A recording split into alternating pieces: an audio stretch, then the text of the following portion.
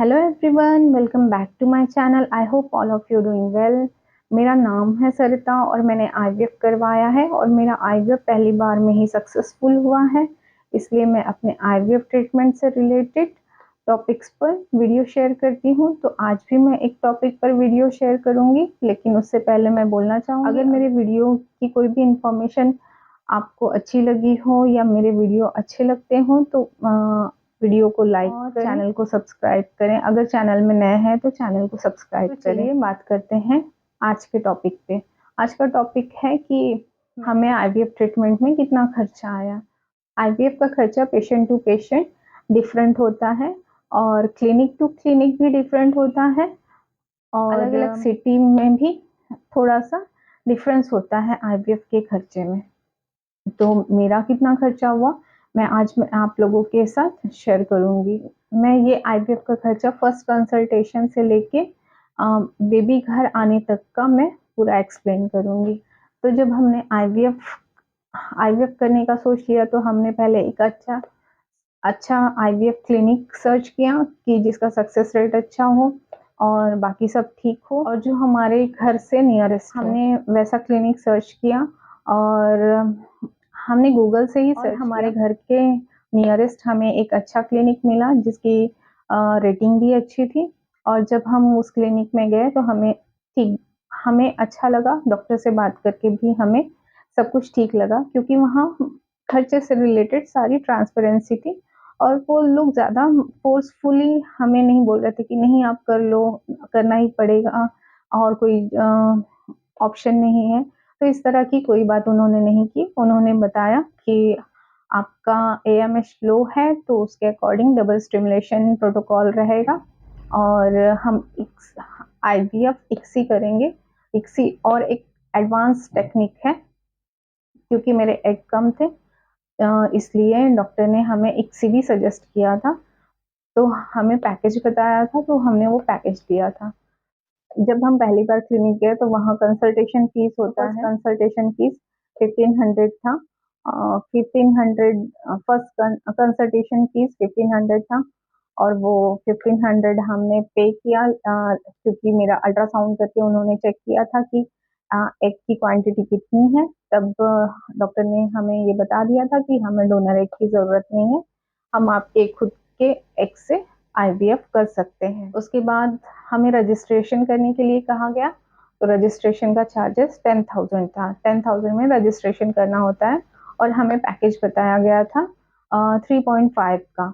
3.5 का पैकेज इसलिए बताया गया था क्योंकि डॉक्टर ने बताया था कि आपका एएमएच लो है तो हम एक बार स्टिमुलेशन का इंजेक्शन एक साइकिल करेंगे, उसके बाद हम दूसरे साइकिल में भी एग स्टिमुलेट करने के इंजेक्शन लगाएंगे और फिर जो भी एग बनेंगे उनसे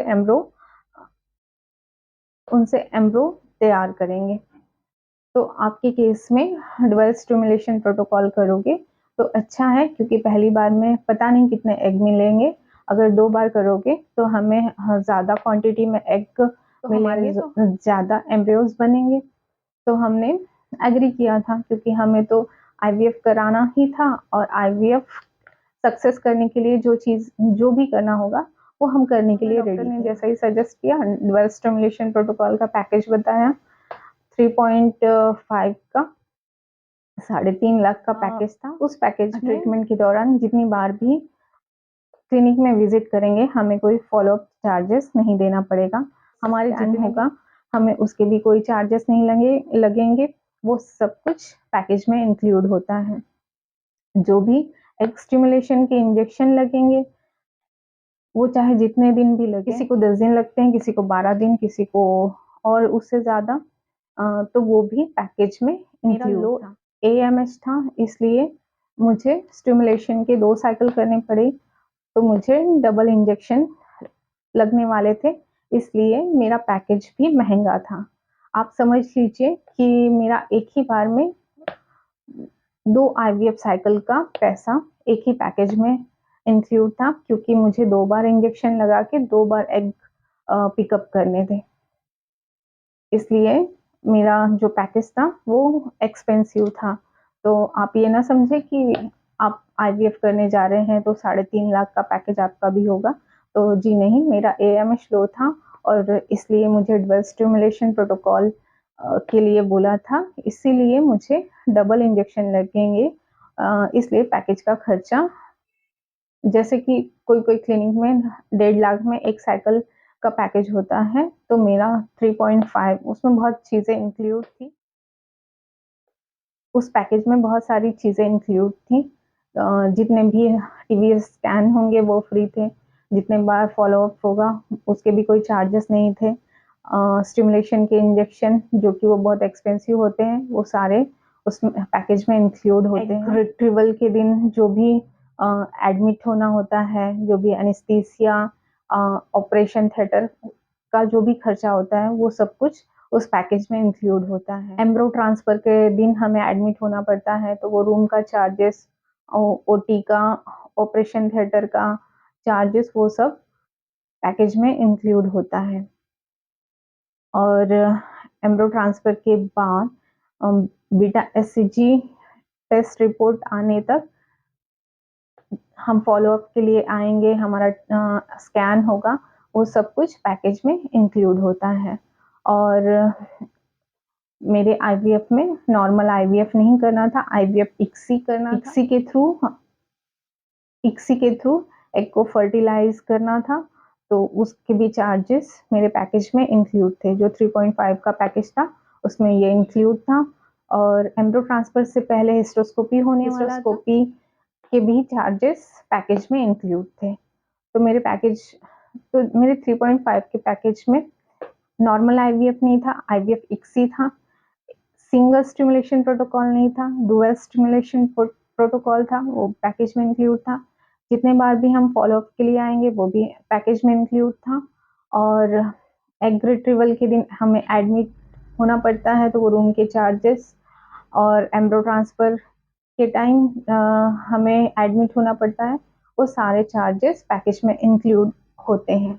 अब रही बात पैकेज में इंक्लूड क्या नहीं होता, तो पैकेज में जो भी ब्लड टेस्ट होते हैं हमारे, तो वो मेरे पैकेज में इंक्लूड नहीं था। शायद आपकी क्लिनिक में इंक्लूड हो, आप जहाँ से करा रहे हो, लेकिन जहाँ से मैंने कराया, वहाँ जितने भी ब्लड टेस्ट करवाने थे, उन सब के चार्जेस हमें पे करने पड़ते थे। ट्रीटमेंट के दौरान जो भी इंजेक्शन लगते थे, बस वो पैकेज में इंक्लूड थे। उसके उसके अलावा जो भी हमारी मेडिसिन होती थी, वो भी पैकेज में इंक्लूड नहीं थी। मेडिसिन हमें अलग से लेना पड़ता था, वो पैकेज में इंक्लूड नहीं था। मेरे एम्ब्रियोज़ बन गए थे, तो उन एम्ब्रियोज़ को लैब में फ्रीज़ किया गया था। वो फ्रीज़िंग का कॉस्ट भी पैकेज में इंक्लूड था। हमें अलग से चार्जेस नहीं पे करने पड़े। ये सब कुछ 3.5 के पैकेज में इंक्लूड था। एम्ब्रो transfer, freezing, egg retrieval, ICSI, hysteroscopy, ये सब कुछ पैकेज में इंक्लूड थी 3.5 के। जो भी ब्लड टेस्ट कराने थे, वो इंक्लूड नहीं था, और जो भी हमें मेडिसिन ओरली लेनी होती है, वो भी पैकेज में इंक्लूड नहीं थी। मेरा पैकेज 3.5 का था, क्योंकि डुअल स्टिमुलेशन प्रोटोकॉल था। 3.5 के अलावा जो भी मेडिसिन, जो भी ब्लड टेस्ट, और जितने भी प्रेगनेंसी में स्कैन हुए, बीटा एचसीजी टेस्ट पॉजिटिव होने के बाद की बात कर रही हूँ। बीटा एचसीजी रिपोर्ट आने के पहले तक जितने भी हमारे स्कैन होते हैं, वो सब कुछ पैकेज में इंक्लूड होता है। उसके बाद जब बीटा एचसीजी 48 आवर्स के बाद भी हमारा ठीक वैल्यू आ जाती है, तब हमें अपॉइंटमेंट लेना होता है, तब से हमें फ़ॉलो-अप के भी पेमेंट करना पड़ता है, और जो भी हमारा स्कैन होता है, उसके भी हमें पे करना पड़ता है था। और आईवीएफ में जो मेडिसिन लगती है, वो बहुत एक्सपेंसिव होती है। मेरा एकदम एग्ज़ैक्ट कैलकुलेशन नहीं है, पर 1.5 तक जितने जितने भी मुझे इंजेक्शन लगे, बीटा एचसीजी टेस्ट पॉजिटिव होने के बाद, और जितनी भी मुझे मेडिसिन लगी, उन सब का कॉस्ट पकड़ के 1.5 लाख का खर्चा हुआ था। तो 3.5 और ये 1.5 लाख, मतलब 5 लाख यहाँ हो गया। उसके बाद डिलीवरी हुई, डिलीवरी सी सेक्शन से हुई, तो डिलीवरी में जो भी बेड के चार्जेस, बाकी अदर सी सेक्शन के चार्जेस, वो 55,000 का था, प्लस 15,000 की मेडिसिन थी। तो 50 और प्लस 15, 55 प्लस 15 60 70, तो मेरा ये डिलीवरी का खर्चा 70,000 था। उसके बाद मेरा बेबी प्री मैच्योर था, तो उसे एनआईसीयू में रखना था। तो एनआईसीयू में बेबी 10 डेज था और 11 डेज हमें डिस्चार्ज मिल गया था। तो वो टोटल 10 डेज का पर डे 10,000 रुपीज़ एनआईसीयू में लगते हैं। उससे ज़्यादा भी लग सकते हैं, लेकिन हमें 10,000 लगे थे, तो मैं अपना खर्चा बता रही हूँ। तो जब बेबी एनआईसीयू में था पर डे 10,000 लगे और मेरा बेबी 10 डे हमें डिस्चार्ज मिल गया था। तो 10 डेज का 1 लाख ये हो गया। ये था मेरा आईवीएफ का कंप्लीट खर्चा, पूरा खर्चा, फर्स्ट डॉक्टर की फर्स्ट कंसल्टेशन से लेके बेबी घर आने से इतना खर्चा लगा।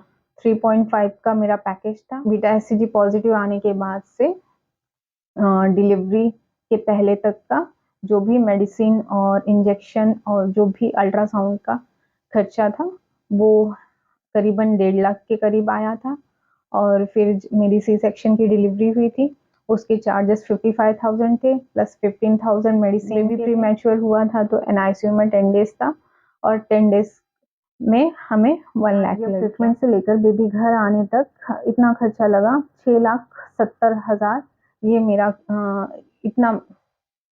इतना टोटल खर्चा मेरे एक आईवीएफ में लगा, क्योंकि मेरा आईवीएफ सक्सेसफुल भी हुआ और मेरी प्री मैच्योर बेबी थी। तो ये था मेरे आईवीएफ 3.5 का पैकेज। 1.5 तक की मेडिसिन, ब्लड टेस्ट और जो भी प्रेगनेंसी के अल्ट्रासाउंड होते हैं और जो भी फॉलोअप का लगा, वो पूरा 1.5 में इंक्लूड है। और डिलीवरी का खर्चा, मेडिसिन और सी सेक्शन का पकड़ के बेड के चार्जेस, और जो भी मैं 4 से 5 दिन हॉस्पिटल में एडमिट थी उसका 70,000, और बेबी प्री मैच्योर था तो एनआईसीयू के चार्जेस पर डे 10,000। तो 10 डेज बेबी एनआईसीयू में था, उसका 1 लाख। तो टोटल 6,70,000 मेरा खर्चा, ऑलमोस्ट 7 लाख मेरे आईवीएफ का खर्चा हुआ। तो आज की वीडियो में बस यही था कि मेरा आईवीएफ में कितना खर्चा हुआ, फर्स्ट कंसल्टेशन से लेके बेबी घर आने तक मैंने सारा खर्चा एक्सप्लेन कर दिया है। तो आज की वीडियो में दी गई इन्फॉर्मेशन आपको अच्छी लगी हो तो वीडियो को लाइक करें और चैनल को सब्सक्राइब करें। मिलते हैं एक और नए टॉपिक के साथ एक और नए वीडियो में, तब तक के लिए bye bye, take care, thanks for watching.